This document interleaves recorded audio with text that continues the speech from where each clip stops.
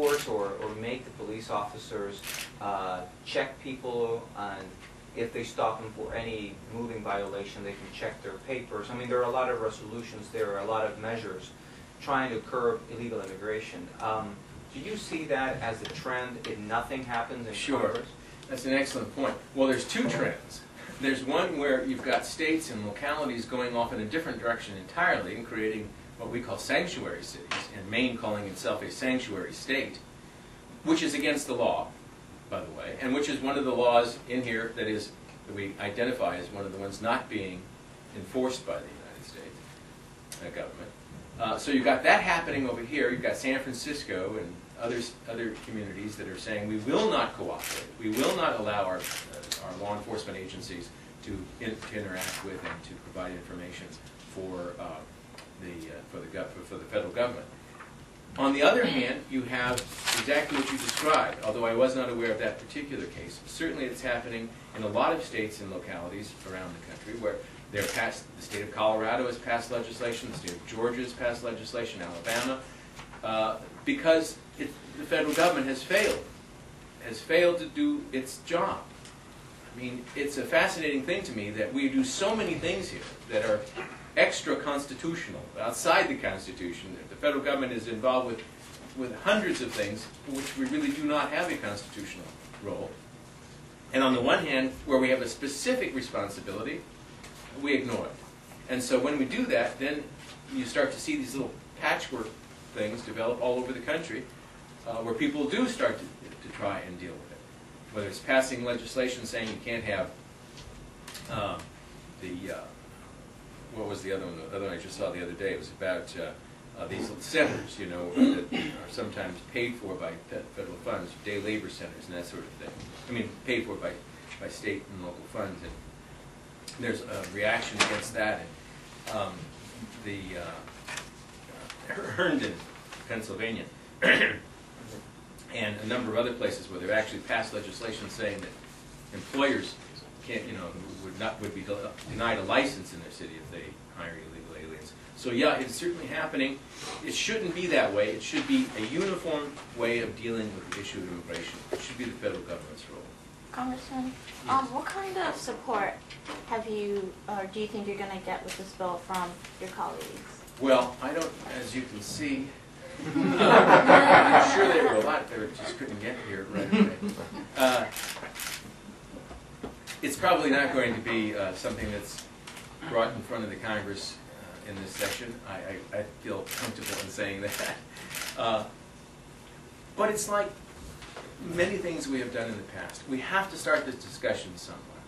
And I realize that, you know, today it's for a lot of people saying things like, let's have a timeout, that goes too far for them.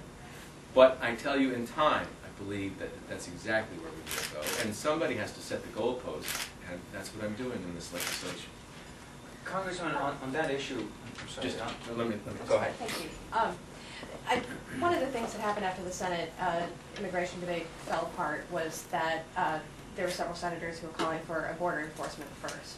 And I see that there's some of that in your bill description, but it's not something you focused on. And I was wondering. Well, there's a reason, and the reason is that we have everything there. I mean, that there is very little that we can do as a Congress to improve the ability of the federal government to enforce the borders. We've given them all the tools they need. We've passed the legislation. We've authorized over 700 miles of fencing. We've authorized 20,000 Border Patrol. We actually can do very little in the form of new legislation. Because as long as you have an administration that refuses to obey the law, what good is it, for one thing? And there just isn't that much more that we can do. We picked a few areas that I think we can concentrate on, but that's the reason why I gave you the list of things that they aren't doing. I mean, that's really it. We wrestled with this because I know it's tough when you held a press conference and you get two messages in a way. One's the bill itself, and the other is the stuff that the government is not doing. And I felt that it was important to bring both of those to your attention because that's part of the answer to your question.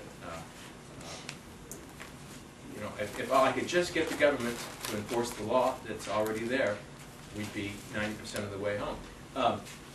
The one thing, of course, we do is make the Social Security check system mandatory, and I think that's a needed addition. Right now, of course, it's a voluntary system, and as such, it's not very useful. So that's something that needs to change. But other than that, there really isn't a heck of a lot that we can do.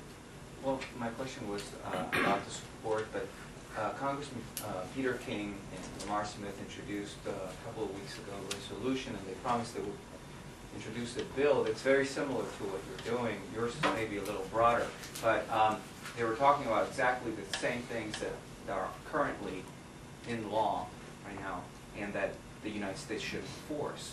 Why are you doing this separately? Well, frankly, I haven't seen the bill. I don't know what they are proposing. And if it's simply a reiteration of the things we're supposed to be doing, I don't see the purpose. I mean, the resolution is that. The resolution is saying, listen, administration, enforce the law. You know. But new legislation would have some other purpose.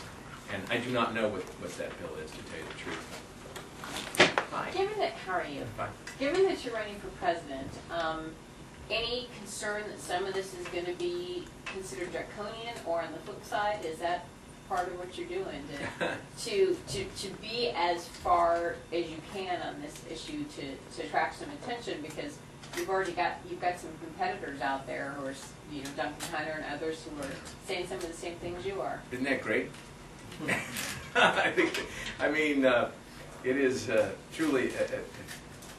I can't tell you how exciting it is to be on the stage with, you know, 9 other people running for president, and each one of them, well, I'm sorry, not every one of them, but many of them, put it that way, now taking on positions that I know they never held before, but are ones that I think we have helped them get to. And so, the answer to your question is, do I think that some people will see this as draconian? Well, yes, of course, some people will, but that's tough. I mean, you know, really, as much as anyone in the room here, that this is certainly not an issue for me. It's one I had been working on for a long, long time,